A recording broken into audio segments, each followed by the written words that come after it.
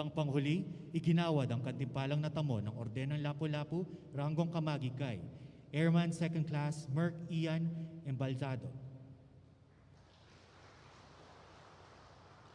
Tapos na po ang paggawad ng mga medalya.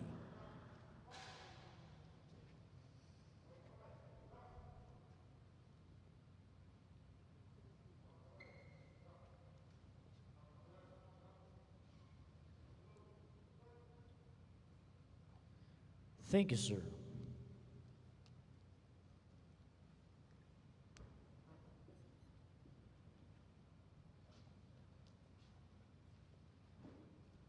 At this juncture, may we call on Secretary Delphine N. Lorenzana, Secretary of the Department of National Defense, to introduce our distinguished guest of honor and speaker. Ladies and gentlemen, the President of the Republic of the Philippines, President Rodrigo Roa Duterte.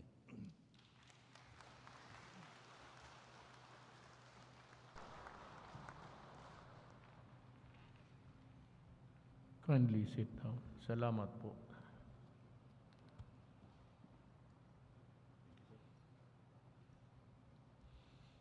Former President Gloria Macapagal-Arroyo, Defense Secretary Delphine Lorenzana, Presidential Advisor on Military Affairs Under Secretary Arthur Tabaquero, Senator Bongo, AFP Chief of Staff Lieutenant General Cirilito Subihana, Philippine Air Force Commanding General Allen Paredes, Pampanga Vice Governor Lilia Pineda, Mabalacat City Mayor Crisostomo Garbo, NOLCOM Commander Lieutenant General Arnolfo Burgos, the officers and enlisted personnel of the Philippine Air Force, mga kasama ko sa gobyerno, mga kababayan.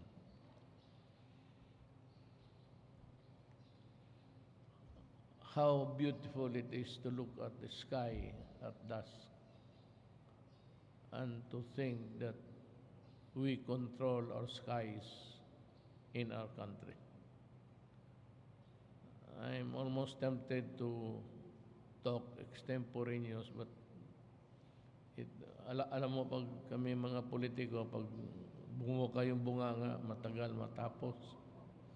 And have to go home to Davao now because I have to fulfill an engagement there.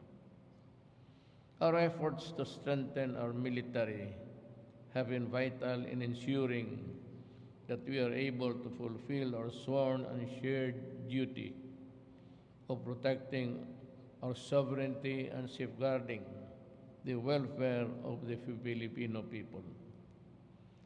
I am thus glad to join all of you today as we laud the many accomplishments of our men and women in uniform who have consistently shown dedication and excellence in serving our motherland. I also congratulate the Department of National Defense and the Armed Forces of the Philippines for successfully procuring additional government air assets that will play an indispensable role in safeguarding our nation. Recently, I have approved the proposal to acquire more combat utility vehicles of the AFP.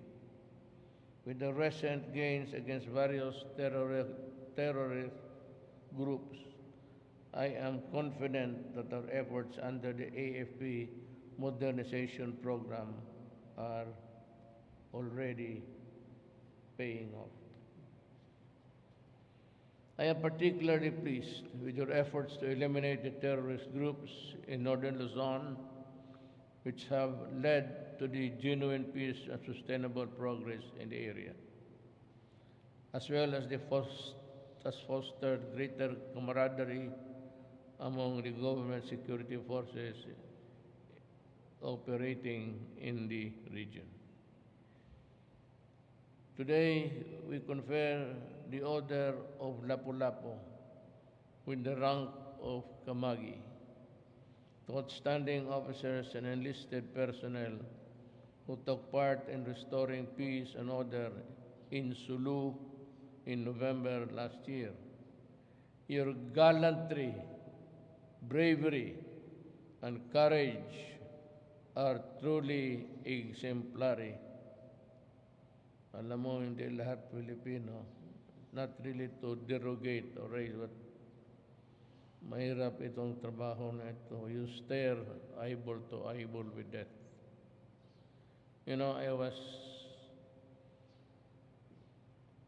just about 16 years old when I took my solo flight. I accumulated along the years of about 800 hours. Ang gipraktisan lang ho namin ay yung L4, the World War II vintage spotter plane, the L4, and when I stopped, I was flying the Super Cub. I hope that your fellow soldiers will look up to you as a source of inspiration and strength, especially when it is their turn to face the battlefield. As we celebrate your achievements, let us also take this occasion to remember the honor of our uniformed personnel who died in the helicopter crash in Bukidnon.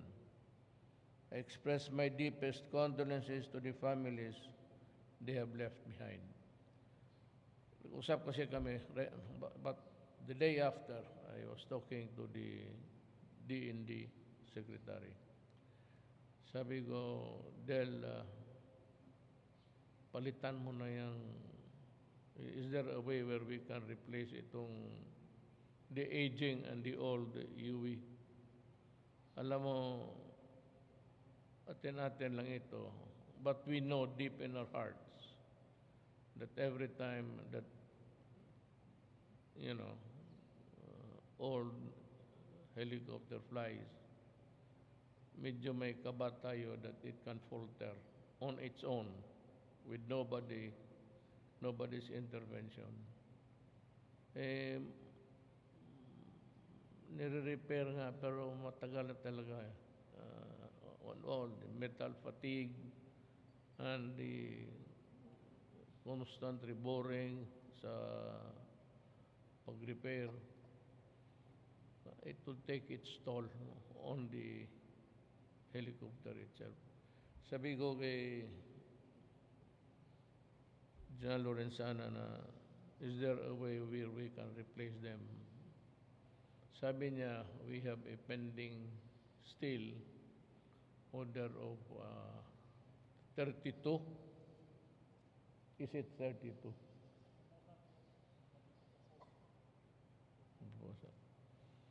Well, I can buy more or less. Madagdagan ko ng 5 yan o 6 before I go. Pero I cannot give you the entire 32. It will be spread along a number of years. But maghanap ako na magdadagan ko ng mga baski 5 and to phase out UE. Gaganda-ganda ng Black Hawk. Pero, alam mo ganito yan. Nandito si Chief of Staff.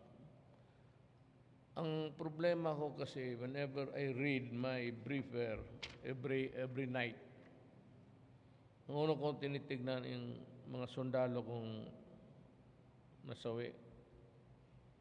And of course, the wounded. And it grieves me deeply to realize that we can improve on this in terms of fighting capability and the airworthiness of yung sabi ko na kailangan talaga mapalitan na to. I mean, it it has come to age for retirement. Hindi na talaga pwede. So, it could be an insertion of the troops or a transport or whatever humanitarian runs that you have to make. Itong mga bagong madagdagan lang naman sana. Hindi itong pwedeng na ganito lang kasi bugbog ito. Pag bugbog ang equipments mo, medyo alanganin rin tayo.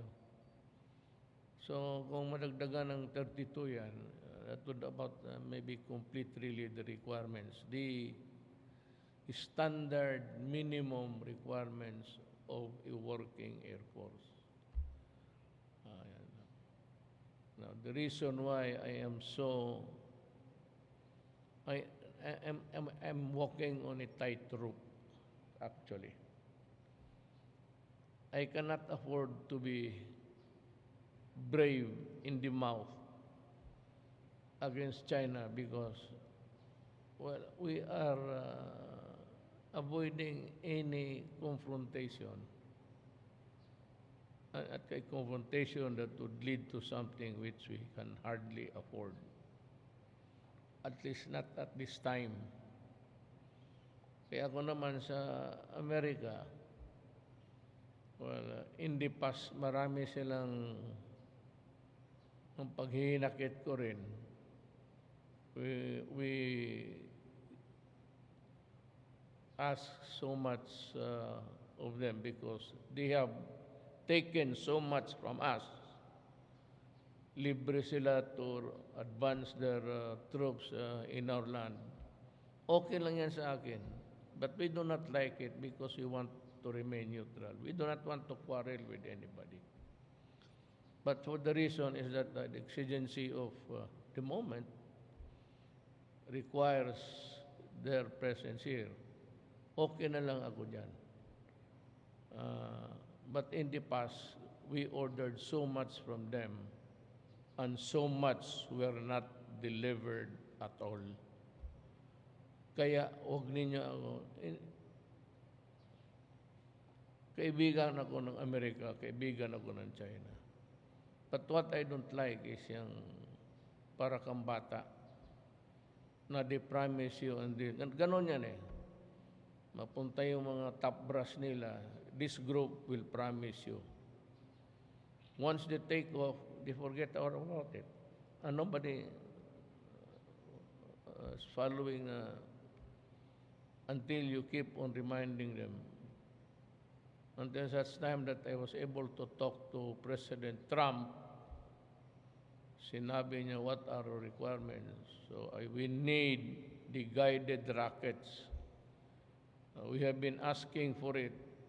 And as a matter of fact, we are willing to pay for it, Mr. President. But until now, it's still in the air. I think it was delivered after a few weeks, few months. Kaya ganon, do not be surprised with my... I'm not allied with anybody. I am ally. I'm ally. I-alay ko, buhay ko, pati ang alay ko, ang Pilipinas. Nobody else. Iyon ang tandaan ninyo. Kung marinig niyo ako, it's the game here is geopolitics. The theater is really geopolitics. So ako naman, I'm just hold on my salita ko, not really to seriously offend. But sinasabi ko sa kanila na hindi pwede ito. I would like to put on notice if there's an American agent here that from now on, you want the visiting forces agreement done? Well, you have to pay. It's a shared responsibility. But your share of responsibility does not come free. Because after all, when the war breaks out, we all pay. You, kami, were nearest to the garrison. There were a lot of arsenals of the Chinese armed forces. Yun lang, kaya makita mo minsan suplado. Suplado talaga ako. When I deal with them, talagang nagiging suplado ako. Simply because of past and the pinaka-past until now, kung hindi mo makausap mong presidente. Dito ngayon I don't expect anything. It's different when it is the Republican and a Democrat. The Democrat, yung migration, they're allowing migration left and right. But that is their problem. Ang Amerika naman is war hawks talaga sila. But at least, inaano tayo. Nilalagay lang sa back burner yung mga samaan ng loob. So when the opportunity came and I talked to President Trump, sabi ko talaga sa kanya, we're hoping for that, we've been promised, until now, it's still kaput. And I hope that the Americans would take notice of that.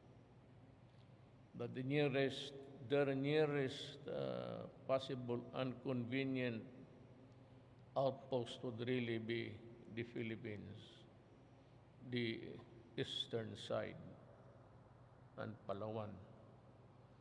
Kaya tandaan nila yan. I hope they would understand that we are nearest to a theater of war. Ang banatan dyan, it could be submarines and aircraft carriers and all. Madadamay talaga tayo. I do not want to participate in any adventure of that kind if I can help it. I am not against the Chinese, neither am I hindi ako pro-American. I am just a Filipino government worker working for the interest of my country. As we celebrate your achievements, let us take this occasion to remember and honor our uniformed personnel, I'm reading it right, and the others who have died in the battlefield. Nung pumunta ako ng just give me about a little. Nung pumunta ako ng Hulo, nung namatay needlessly, useless yung kamatayan ng binumba. Sumama talaga ang loob ko. Nakita ko yung kalahating katawan ng sundalo. So sabi ko kay Bongbong, punta tayo. Sabi niya, delikado naman yun. Panahon na natin, pati tayo, doon tayo matatapos, di doon. That's about the journey of life. Punta ako. But totohanan yan, it might really have looked corny. Hilas sa Bisaya. Corny yan sa corny of hilas. But I did it purposely to honor. Ang sabi ko lang doon, when I kiss the ground, hindi ka malang nakapagdasal baski isang salita. Not even to mention the name of God. Kaya hinalikan ko yung lupa sa asar ko na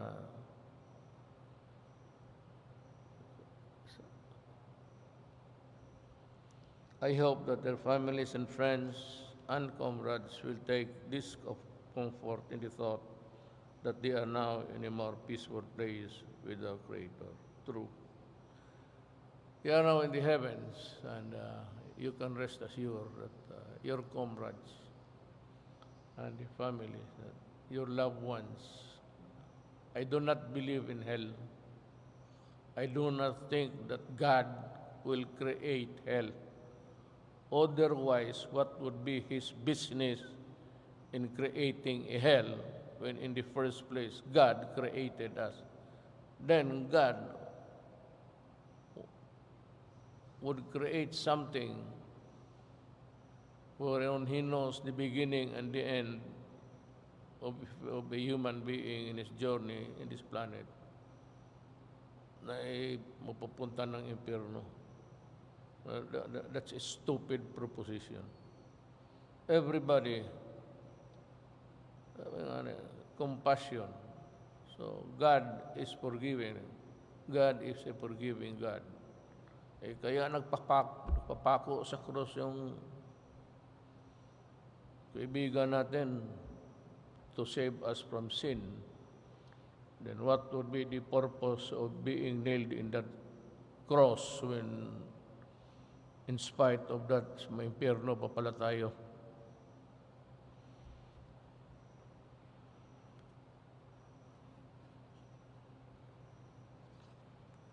On this note, allow me to convey the love and respect of a grateful nation. Again, I thank the dedicated men and women of our armed forces for their unwavering commitment and selfless service to the Filipino people and the entire nation. Again, in gratitude. I assure you that this administration will remain steadfast in doing our best to ensure, to improve the welfare of the families of those who have gone ahead. Lahat naman tayo pupunta down, whether in the service or outside, then we will see each other there. Do not believe in hell. I have taken an issue with that, with my religion. It does not make any sense at all. Together, let us remain partners in protecting the life and liberty of all Filipinos and the sovereignty of our nation. Maraming salamat po.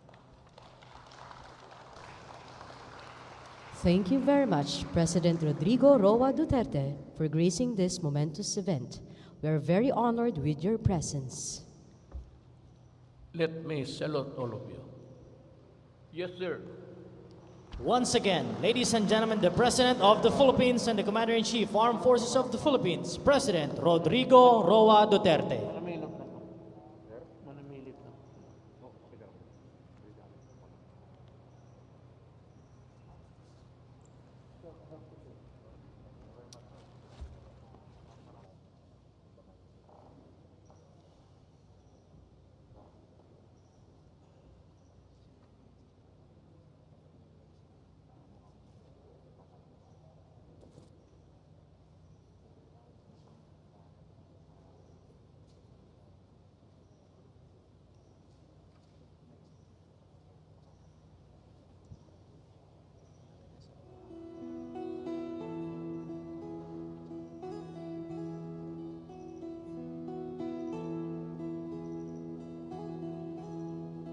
Ikaw ang pangulo para sa pagbabago. Sawa na ang bayan ko sa magnanakaw. May we request everyone to remain seated until after the President has left the program venue. Once again, may we request everyone to please remain seated until the President left the program venue. Thank you.